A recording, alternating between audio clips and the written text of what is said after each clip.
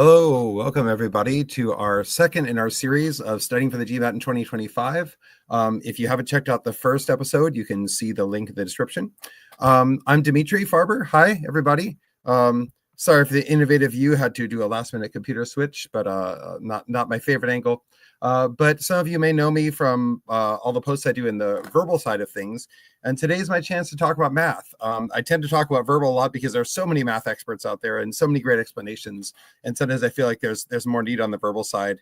I spent many years writing all about sentence correction, which maybe not everyone is accessing these days. But I'm glad to join you here today talking about your approach to quant and especially data insights. I'm gonna mix in a lot of data insights today. If you watch Jeff's presentation for the first session, he talked a lot about the idea of interleaving your studies. How do we get better at combining multiple topics? And I want to address a couple of concepts about that as we get started, just in terms of what that means for you and critically how we can do that when it seems like all we're left with is sort of studying randomly, and we don't want to study completely randomly. So let me walk you through a few ideas. So first, I'll just show you a few things that Jeff shared about the overall concept. What we're trying to avoid is the kind of thing where we study in big blocks. So one thing people commonly do is they spend a lot of time on math, and then separately a lot of time on data insights, and then a lot of time on verbal, and then they crush through a bunch of practice exams at the end. This is not a great way to study. You want to get the benefit of training multiple topics at once. So we can instead try to work in sets, and this is not terrible. Hey, right now I'm working on fractions, decimals, and percents, and later I'll be working on exponents. And when you're starting out, I think this is a good way to study. This is, in a great extent, how we organize our course, right? We teach, I think, one thing at a time. You can only read one chapter at a time, right? You don't want to fragment your studies too much.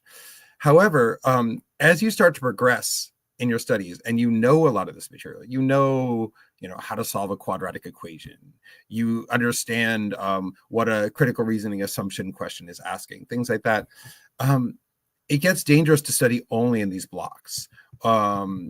And when we then go back to practice and we do this sort of blocked practice, we end up getting a lot of temporary progress that disappears again, because I get very comfortable solving this kind of equation or very comfortable doing this kind of question. But then I don't recognize the learning that can happen across topics. And so what we're really recommending is that you try to find more ways to blend your learning in two ways. One is that you're taking one topic, say rates and work, which we'll look at a bit today, and trying to look at different aspects of that problem type, how it plays out. Then the other is to take those different aspects of the problem type and look for those in other types of problems. And so one thing we'll see today is that, look, hey, rates and work, that's really just a multiplication problem, isn't it? Rate times time equals work. Well, what are averages? Averages are also just multiplication problems. Average times number of terms equals total. And there are a lot of techniques I can use across those two areas. But then the kind of things I'm doing on a rates and work problem aren't just about, hey, am I multiplying, am I adding? It's also, when do I want to estimate? When do I want to work with the feature of the answer choices? When do I want to work backwards from the answer choices? And so there are a lot of topics like that we can play with. I've done an entire workshop. You can find it. It's only for GRE, but it's very transferable to what's on the GMAT. I did a whole workshop on YouTube on working backwards, and when to apply that, when not to. Today I want to talk a lot about estimation, but this isn't simply going to be a workshop in, hey, let's estimate an answer to all the problems. It's more about how you think across these different problems when you're coming from a standpoint of not just doing the algebra, when you're coming from a standpoint of which answers make sense, how can I tell, and then what math principles can I learn from my process of trying to estimate. And so that's a lot of what I'm doing. So when Jeff was talking, he talked about this idea of, again, interleaving, taking the concepts and bringing them together, studying them at the same time, studying across topics. And so I want to do a bit of that with a theme of things like estimation, minimums, maximums, limits, setting up a balance. What if these two variables are equal, even if I know they're not? What would be the case if they were equal? And then how do I adjust when I know what's really happening in the problem? And we'll use that to connect within a topic such as rates, and then to connect across the topic. So that's the plan for today. All right.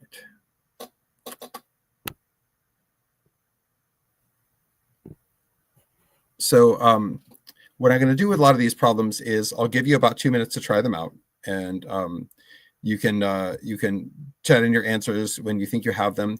For most of these problems, the target time is around 2 minutes. I'm going to do a lot of data insights questions, and on those, technically, you have slightly more than 2 minutes per question. But I still like to leave a target, especially for the kind that we're doing today. We're not doing any multiple source reasoning.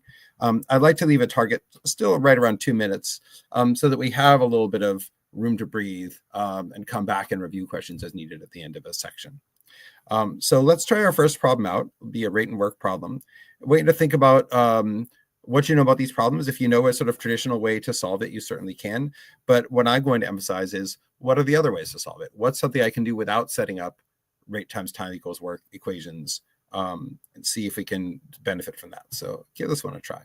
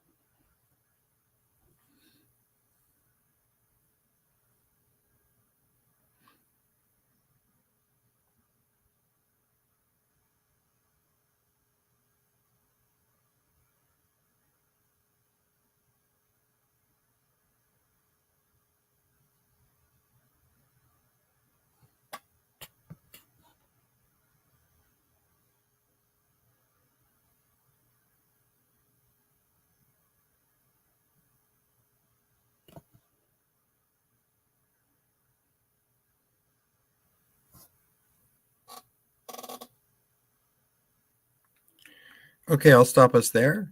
If you have an answer, you can put that in the chat. If you don't have an answer that you want to put in the chat, it's still worth thinking about what answer would I commit to really quick if I were running out of time on the test, if this were the time to move on. And that's a really good habit to get into on problems when you're timing yourself, of just forcing that answer even when it feels uncomfortable. Even if you say, wait, if I had 20 more seconds, I could do it, but I don't know right now. Pick an answer anyway. And part of what I want to talk about today is that when you're doing this kind of estimation process, sometimes what that does, it helps you get more of a sense of not only which answers are reasonable, but when you do, get to an answer, how likely is it to be right? And if you start thinking about that at the beginning of the process, then that means you're feeling less like it's all or nothing. Either I finish the solution and get a value for X or whatever I'm solving for, or I don't finish the solution and I have no idea and I have to guess randomly out of 5. And so partly what I want to stress is this isn't just sort of a gimmick of like, hey, sometimes it's fun to estimate, or this is one way you can get an answer more quickly on certain problems that I've selected. And it is true, I've selected problems that are prone to this. Very open about that. There are plenty of problems where it will be very difficult to estimate your way to one specific answer. But if you make this a habit, I think it increases your accuracy overall. And I think, honestly, this is one of the reasons I'm able to get the kind of math score that I get. I don't come from a technical background. I was an English major, and yet I can do really well on GMAT math, partly because I have all these ways to cut down the range of answers and see what's reasonable. And then when I do the algebra, then the algebra makes sense to me too, and that's a big part of what we're shooting for. Okay, so what can we do with this other than do algebra? There's certainly the standard formula, rate times time equals work. When two people work together, you can add their rates.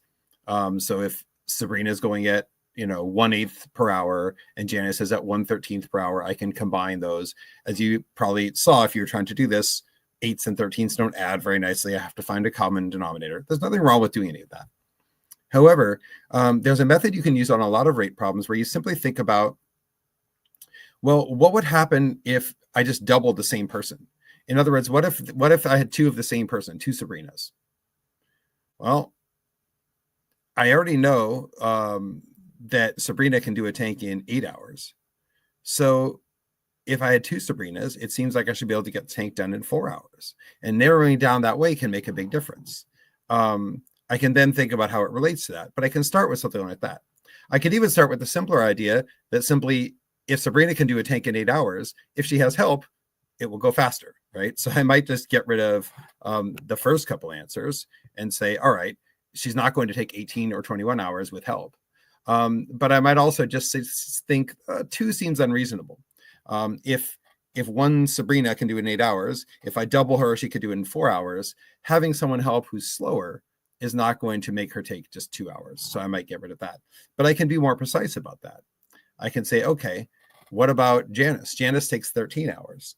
So if there were 2 of her, if they were both at that rate, they'd get the job done in 6.5 hours. And that really defines my limits. And a lot of what I want to talk about today is just defining limits. Saying, hey, if I had 2 people who worked like Sabrina, it would take 4 hours. If I have 2 people who work like Janice, it would take 6.5 hours. The answer must be in between those. That all right? That's a big part of what I want to be able to do on a rate and work problem, is just save myself that trouble, right? And narrow it down that way. Okay. Let's see now how we might start thinking in the same kind of way across a few different problems. I'm going to continue with rates and work for a moment, but I'm going to add an element of data insights to it. And then we'll look at how we can use some of the same kind of thinking on some problems in different topics. So here's another rate problem. The format is data insights, and all that means here is that they're giving you 2 things to answer. That's really all. Other than that, it just looks like any other math problem. You just have to select one answer for what A would do in an hour and one answer for what all 3 machines would do in an hour. So take a little time to try that out, and then we'll check in.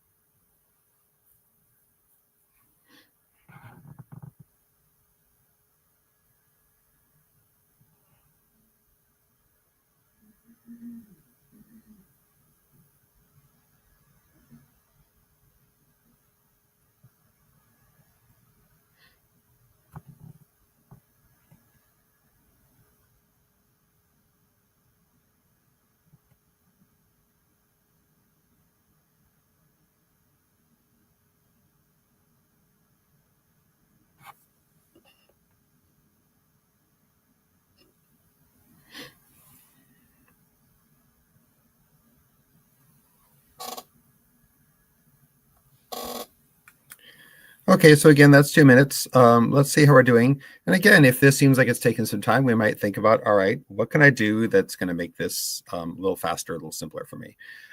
This is one where I might not do as much straight estimation.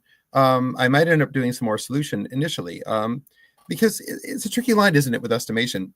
At some point, if I plan to estimate, I might just as well solve, right?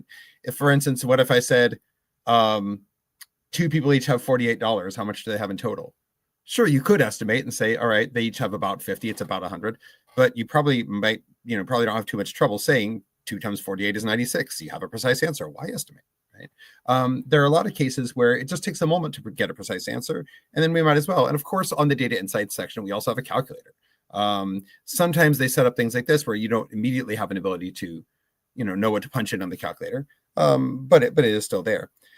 However, we can do some initial narrowing down, right? For instance, if I look at A's speed for an hour, if I know that C is twice as fast as A, and C can do 90 in 45 minutes. Let's say that were an uglier calculation, especially. Let's say instead of 45 minutes, it said 43 minutes, or heaven forbid, 41.2 minutes or something like that.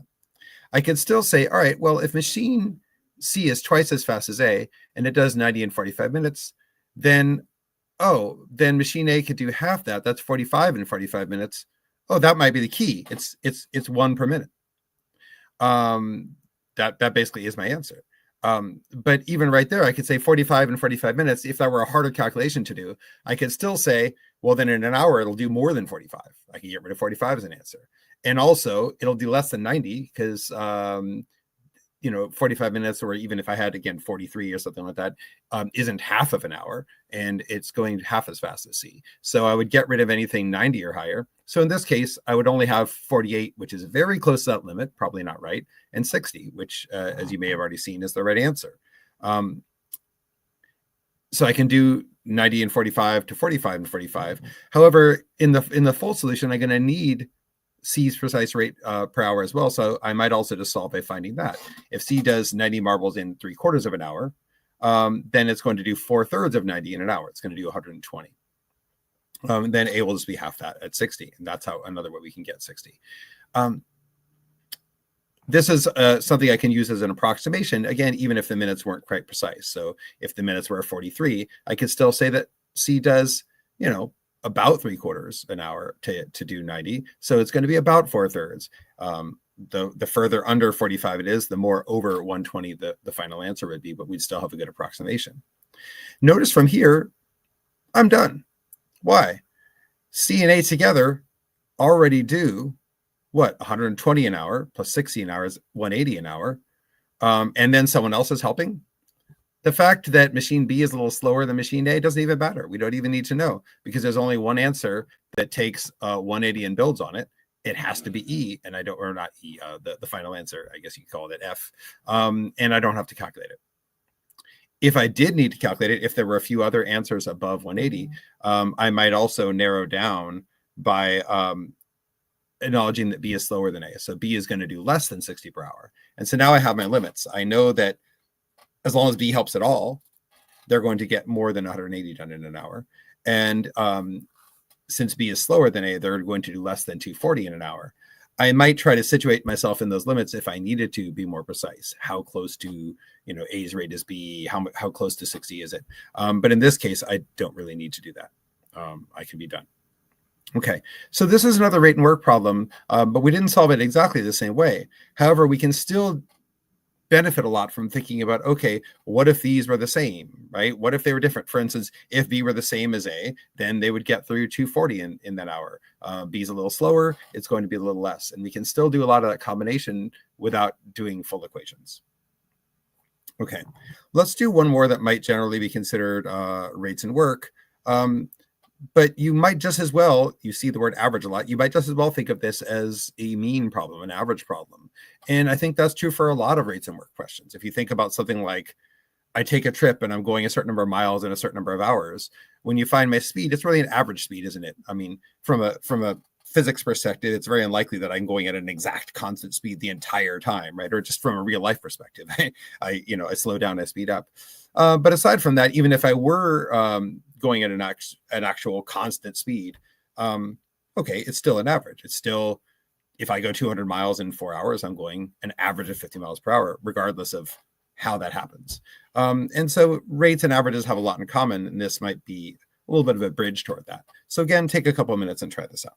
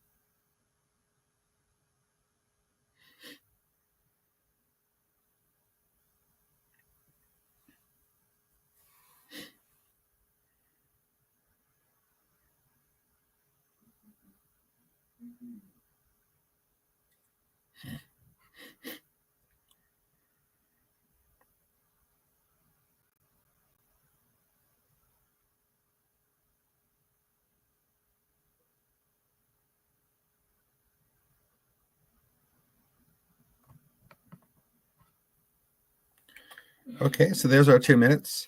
Let's see what we can do with this. And so here, I don't have the same situation of here's one person's rate or time and here's another person's rate or time, and what are they going to do together? We have a company. It may have many workers or maybe many machines or what have you. We don't know. We just know output per day. So we can treat the company like one worker, one machine, whatever. And we see a rate, pipes per day. So instead, what I'm looking for here is what's a way I can simplify this or set a baseline expectation that I can then work from. And one thing I think a lot about with averages is sort of balance or equality. What if these two things were the same? This is actually a common mistake people make when they're doing averages. If they're just getting started or if they're just tired, when they have an average of say 3 or 5 or 7, 10 things, they still just divide by 2, right? They just get, they learned at some point that averages mean divide by 2, and they just divide by 2. Most of you probably know better than that. But sometimes I can still think of that kind of balance situation as my starting point. And that's like anytime I have two unequal things. If I tried to say, find the average height in 2 different countries, but with different populations, I might say, well, what if they had equal populations, right? If one country has an average height of, whatever, 6 feet, and the other has it as 5'10", if they're equal, it would be right in the middle, 5'11". Sorry to use silly American units, right? But anything like that, I could say, all right, that's what it would be if they're equal. But now which country has the greater population? I need to tilt that way. That's weighted averages. We'll see a lot of that.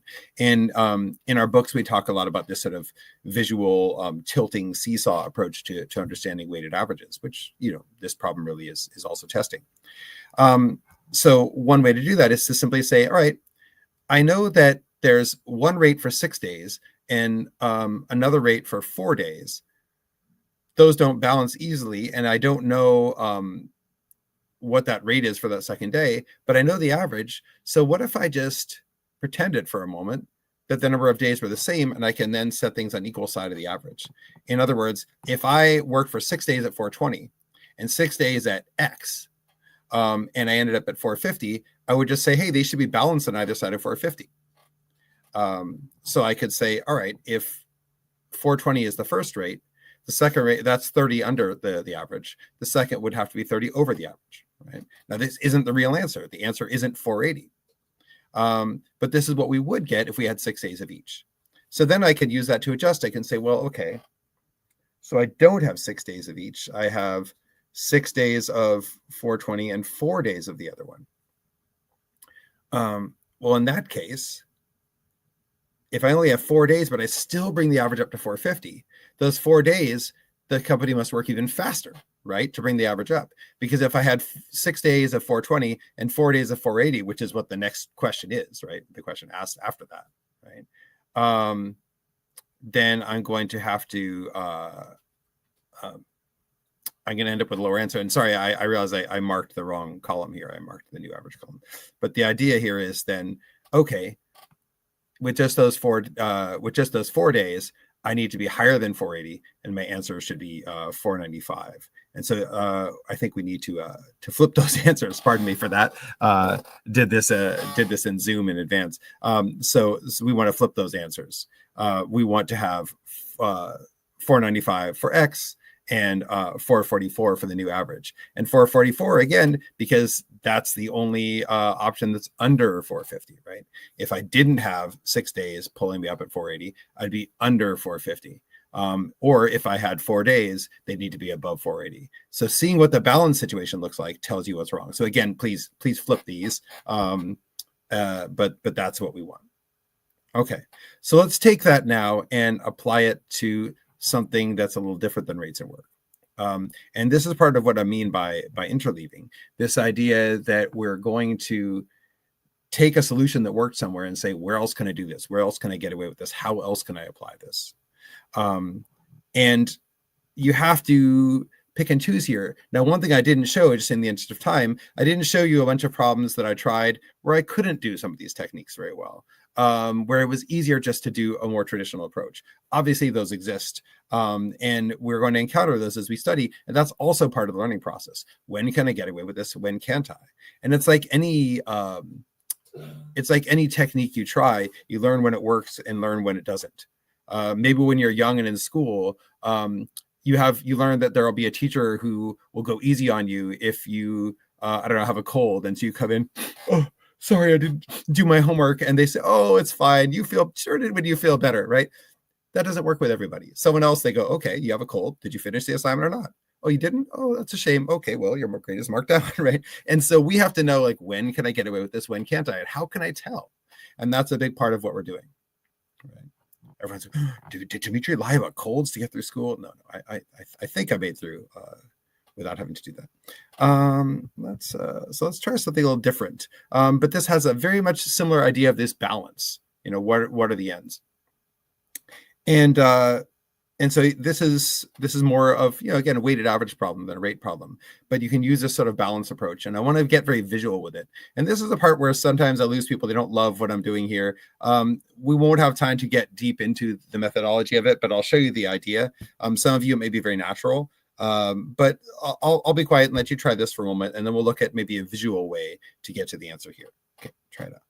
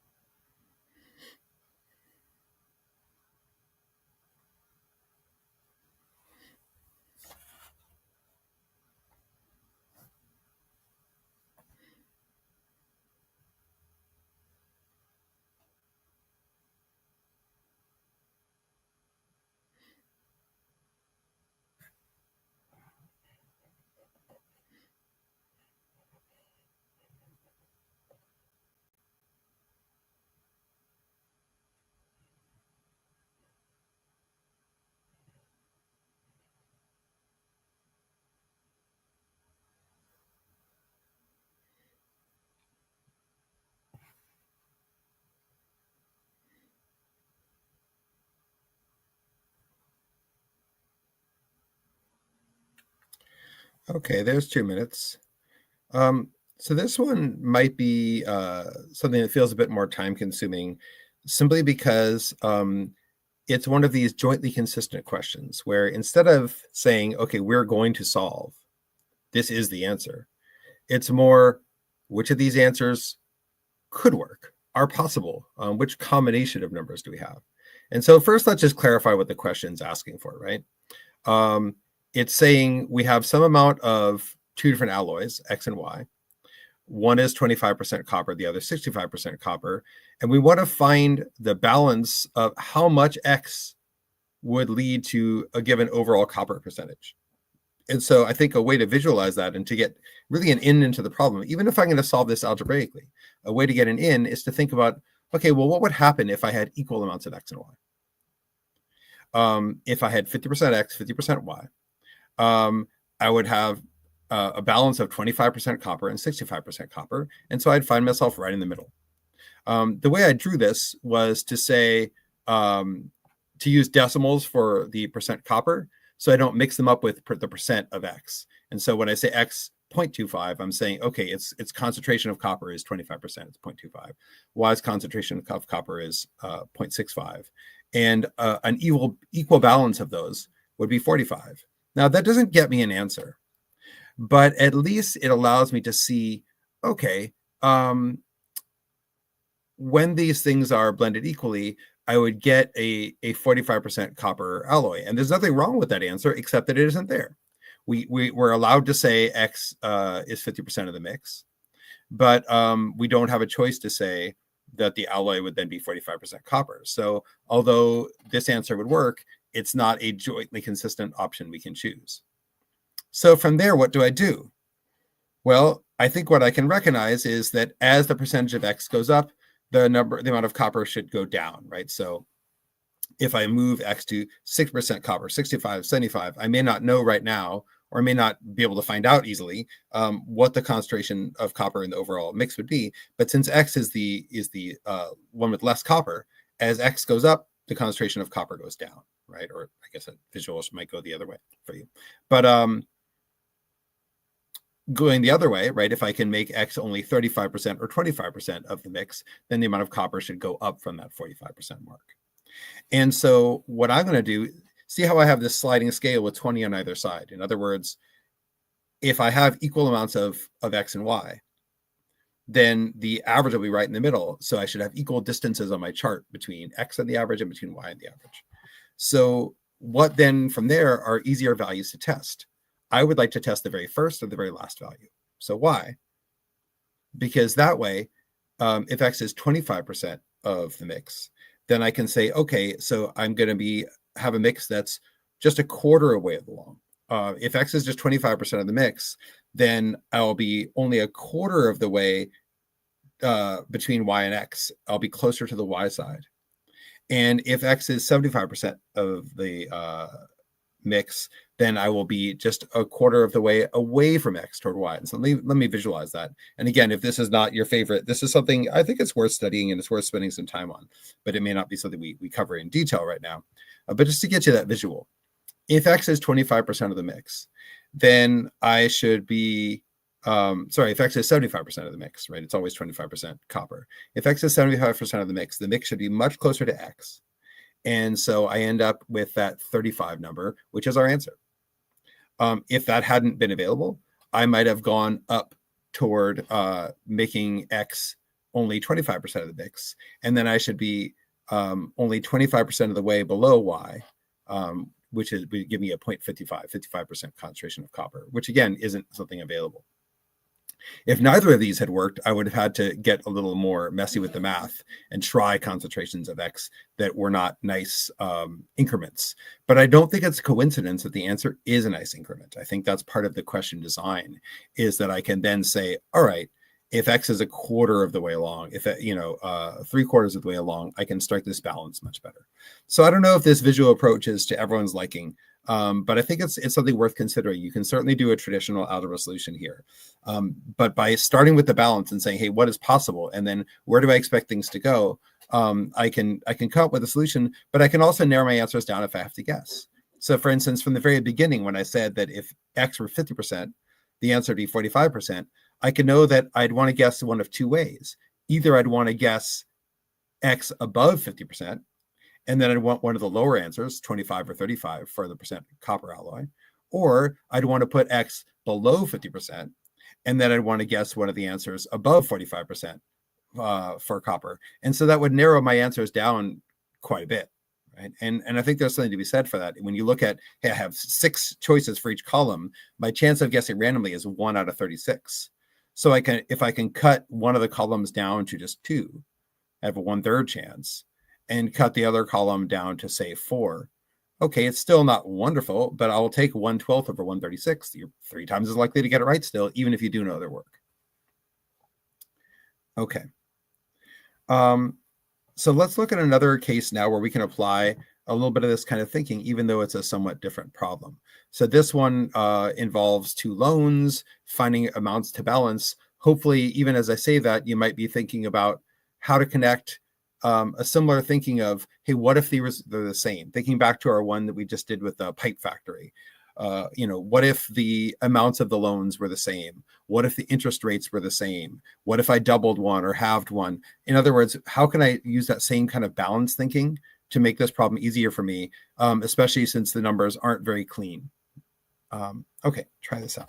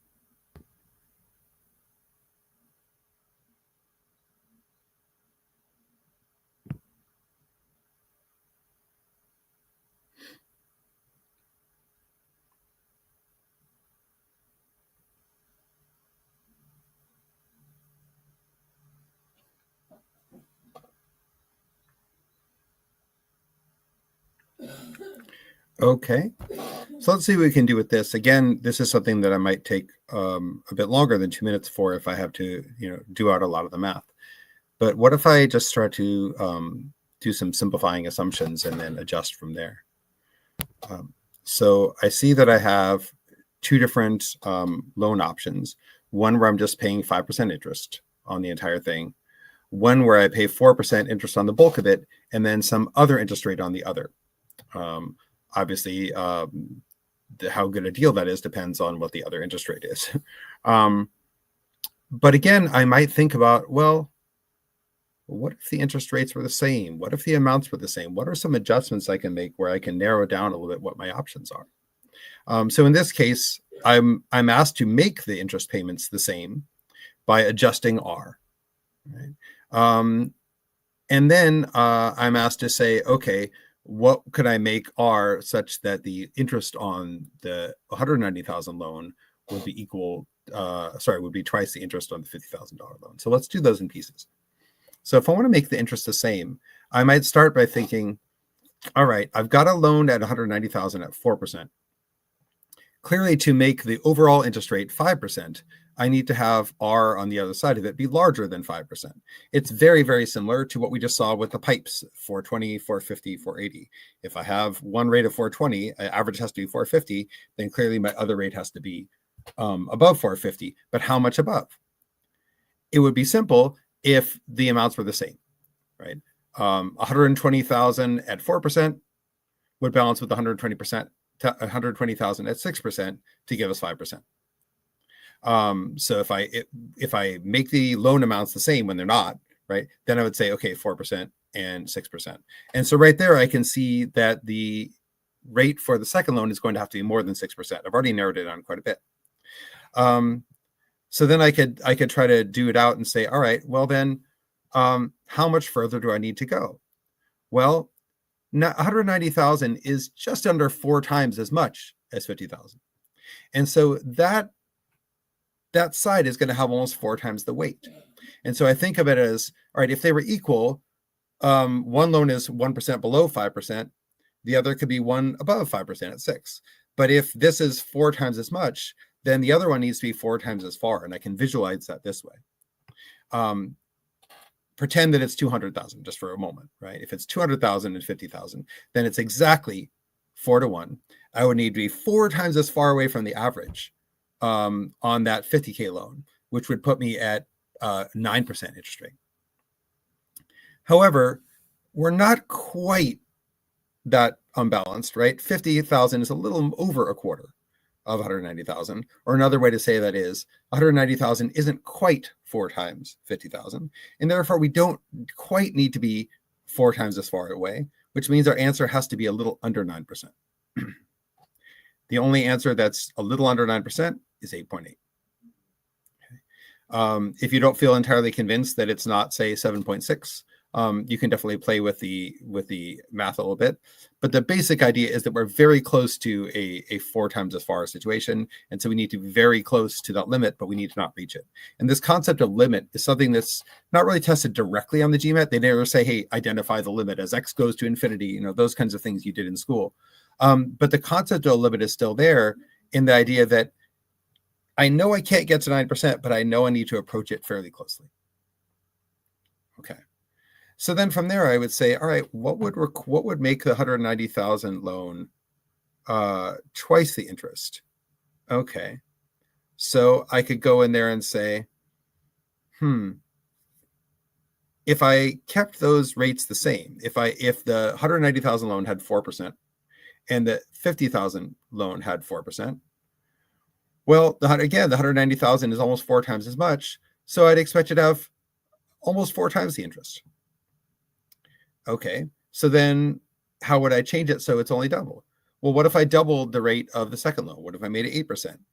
Oh, then the 190,000 loan would have almost twice the interest. But I want it to have twice the interest, so I need to do more than double the rate, right? I need to have a bit more than, sorry, I should say that better. I need to do a little less than double the rate, right? So if I doubled the rate, then let me say that better. As it is, with almost 4 times the principal on the loan, you'd have almost 4 times the interest. So if I doubled the rate of the second one, I'd have almost twice the interest, but I want exactly twice. So I can't quite double R. I need to be a little bit under 8, and I get 7.6. Okay. This feel all right? So a lot of different ways we can apply the same kind of thinking across different domains, right? And you might think, okay, rates and work, weighted averages, like you said, they're all multiplication. They're all x times y equals z kind of situations. What about something else? Well, there are other things where we can still think about this idea of equality, even if we're being given different kind of content. So here, for instance, is a pure visual one, a graph. And I took out a little bit of the text here just to make it easier to see. All we need to look at here is the tops of these graphs. They kind of look like cigarettes or something. The tops of those graphs are, the darkest ones are earthquakes with magnitude of 3 or greater. And so we have a 2-part question: which day had the highest percentage of earthquakes of that magnitude? And then talk about earthquakes overall. of all the earthquakes, what percent of all the earthquakes in the chart occurred on February 14th, which just happened. Hey, look at that. I'm not sure these were the same earthquakes, different year. But let's try those two pieces. See if we can, again, do some simplifying assumptions of, hey, what if these things were more similar? What would my answer look like? And then how can I adjust them? Okay.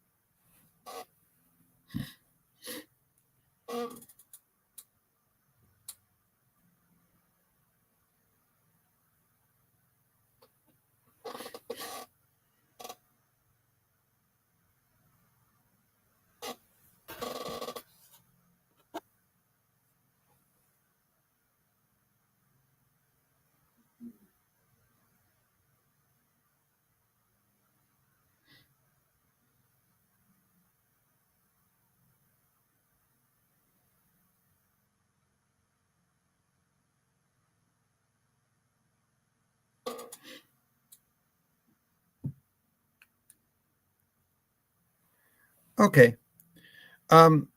So on this one, we want to think about where to find a greater overall percentage, and then how to connect that 14th date to the whole.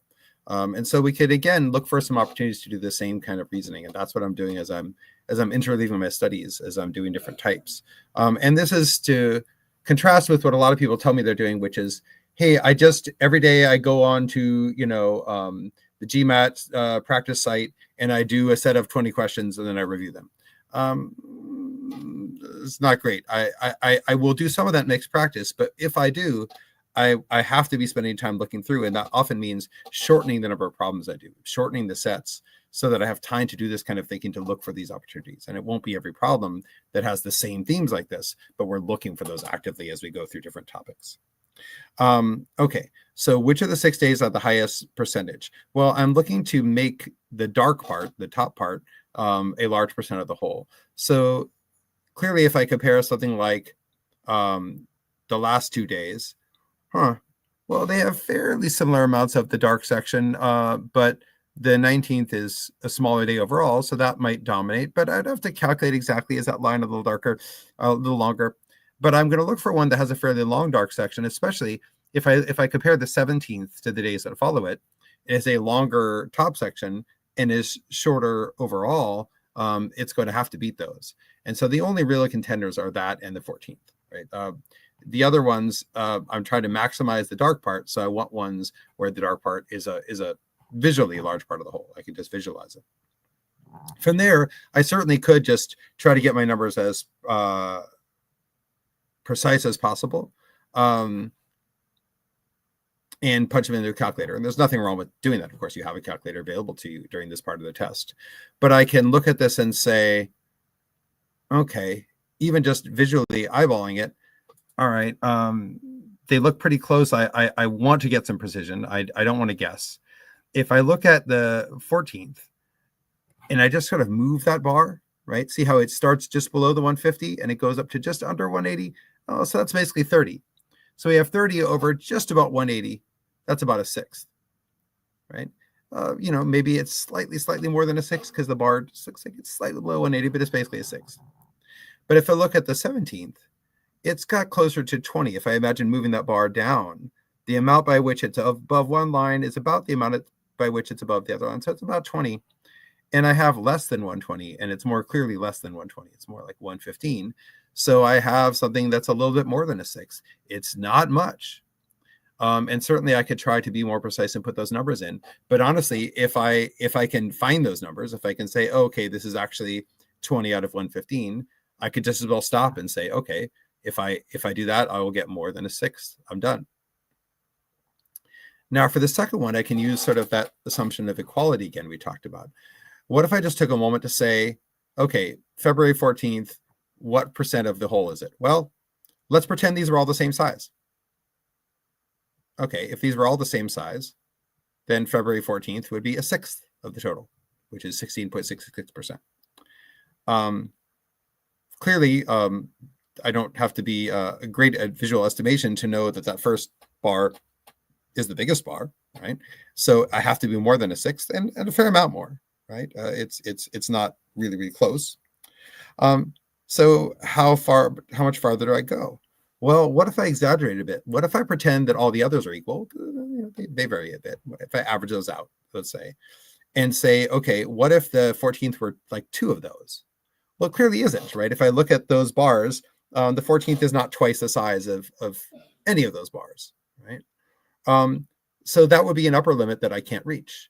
Well, let's see. So if I had two bars on the 14th, if I had twice the height, that would be not 2 6, but 2 7s, right? I would imagine like 7 sticks, right? 2 on the first day and 1 on each of the others. We'd be at 2 7s of the total. A good benchmark is that a seventh is around 14%. Something about the 7 and the 14 makes sense to me. It's really like when you put them together, 2 7s is about 28.5%, so around to 29%. So basically what I can say is clearly that first day is more than a sixth. So it's more by a fair amount than 16.66. But it's certainly less than that 29%, that 2 7s.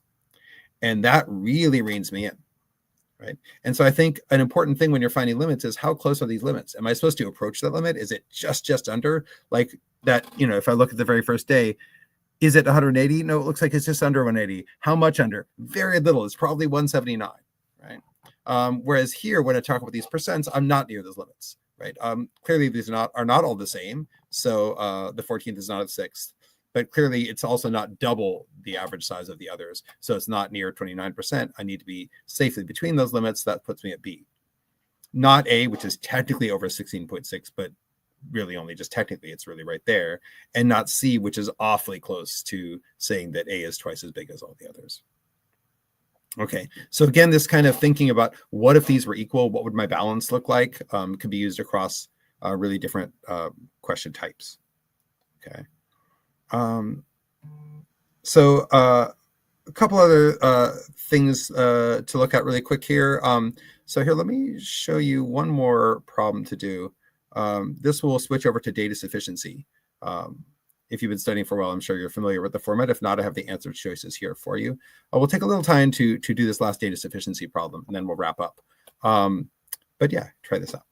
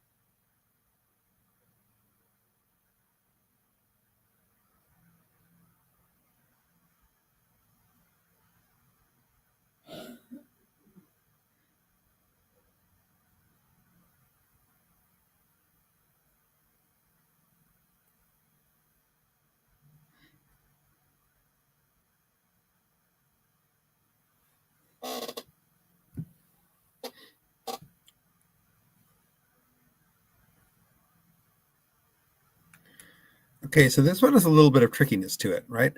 This is a scenario you might have seen before, and it might feel like a funny connection to the other problems we've done today, because it's a very specific thing that you can know, which is basically if I have a set of numbers with one unknown number that can drop in somewhere. Hey, I don't know where M goes. Does it go at the beginning of the set, in the middle, right? These are out of order, clearly. 5, 2, 4. When you have a list, you want to order it before you try to think about where the median is. There's basically 3 scenarios I can have. I can have M be early on, I can have M be late, or I can have it be right at the median spot, right? Which in this case would be 2 numbers next to each other. And so I can list these out. I can simply say, okay, first I'll reorder 2, 4, 5, 5, 9, and then M goes in somewhere. So if I put M early on, it doesn't matter if it's before the 2 or after the 2, as long as M is before the median spot, then that'll push 4 and 5 into the median. Which means the actual median will be 4.5. If I put M later, whether it's after the 5, before the 9, or whether it's at the end, then I put 2 5s at the median, and I get a median of exactly 5. Or I can put M at the median. I could have 2, 4, 5, 2, 4, M, 5. Or I could even have 2, 4, 5, M. But since the next number is 5, I'm constrained either way to say that, M is either somewhere between 4 and 5, or if I put it on the other side, it's exactly 5. So M is still somewhere between 4 and 5, which means when I average it with 5, I'm going to get somewhere between 4.5 and 5. So what I now know, and how I think I'd relate this to the other questions we did today, is that I'm still looking at, well, what if it were this? What if it were that? What are my ranges or limits here? And so I can see that the range for my median is somewhere between 4.5 and 5. And then I'm just going to say, okay, what case am I in, right? Am I at a case where M is smaller? Am I in a case where M is larger? And here's where some folks who answered this got a little tricked, because statement 2 is very nice. It's just telling us M. And I want to be nervous about that. Now, if I know M, do I know the answer? Absolutely. And in fact, at a glance, if I had 20 seconds to do this problem, I might very quickly say, there's only one unknown, and statement 2 gives it to me. So statement 2 is sufficient. So my answer can only be B or D. If statement 2 is sufficient, my answer can only be B or D. B says statement 2 works by itself and statement 1 doesn't. D says they each work. Those are my only 2 options at that point. But it might suspect then that the answer was D, which it is. Why? Well, first off, if all this problem requires me to do is to recognize that if I know all the information, I can find the median, that's not very interesting. And the GMAT doesn't really give us uninteresting problems. And so it's much more likely something else is going on. And as we see here, the median can only be a small range of things. It's somewhere between 4.5 and 5. The median is an integer? Then it's 5. I'm done, right? The median is 5. And so either way I do this, the statement is sufficient. My answer is D, not B. So something to watch for. Okay. So I hope this is helpful to you in looking for ways to think across a broad range of problems. I want to address one question I got in the chat, which is, okay, great, but what about the really data-heavy questions? What about the multiple source reasonings where there's just a whole lot of information, right? We won't get into a whole mess about that right now. But one thing that I do is I try to treat those very much like reading comprehension. I say, okay, there's a lot of data here. I need to know what each part is doing. If I think in terms of paragraphs, in terms of reading comprehension, I think in terms of tabs on MSR. What is this tab giving me? And if I understand what it's giving me, then I don't have to process all the details right now. The other side of it is that I want quick ways to do these calculations once I've gotten there. If it takes me a while to first just process the information I have, then I don't necessarily have a lot of time to do extensive calculations on the back end. And so that's where looking at these same kind of techniques is really helpful. I didn't want to present, though, they absolutely can be calculation heavy, right? So I didn't want to present all of that in this workshop today and load us down with it. But if I can minimize the amount of calculation I'm having to do, if I can minimize the amount of algebra I have to do, that leaves me more room to stop and comprehend. And so, I could talk for hours just about MSR alone. But the basic idea is that I want to streamline my process of finding what each part presents and not get overwhelmed by one sentence, one piece. And then I want to keep working on these quick calculation methods, these methods of estimation, of making sense, of zeroing on where I might expect to look. And that allows me to do the back end part much faster too. And that's a lot. There are some problems I've tried to explain in writing, and I've realized it's very difficult to explain in writing what I'm doing.